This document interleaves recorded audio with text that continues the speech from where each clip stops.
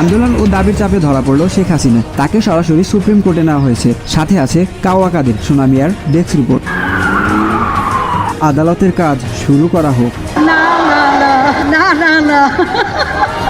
Milan, ইনি আমার মক্কেল। একটু আপনার নামটা বলেন তো। আমি বলুম না, আমার শোরুম করে। আমি তো বঙ্গবন্ধু শেখ মুজিবের মেয়ে।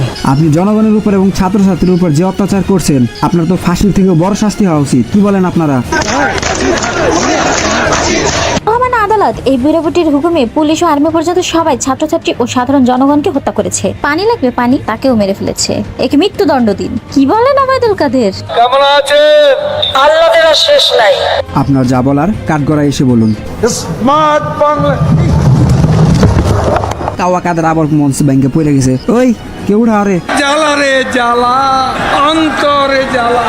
শেখ হাসিনাকে কবরস্থানে পাঠাতে হবে। দেশবাসীর কাছে আমি বিচার চাই। কি অপরাধটা কি করেছি? এত কিছু করার পরে বলে কি অপরাধ? আর বুড়ে বেডির মার। Order order.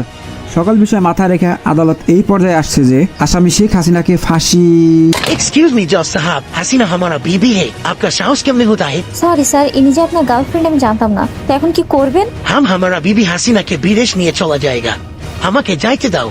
তাহলে কি হাসিনার আর বিচার হবে না? সে কি এত নিরীহ লোক হত্যা করে আরামে থাকবে? এটা তো আমরা মানতে পারি না। আমার অনুরোধ, সবাই এর প্রতিবাদ করুন। আসসালামু আলাইকুম।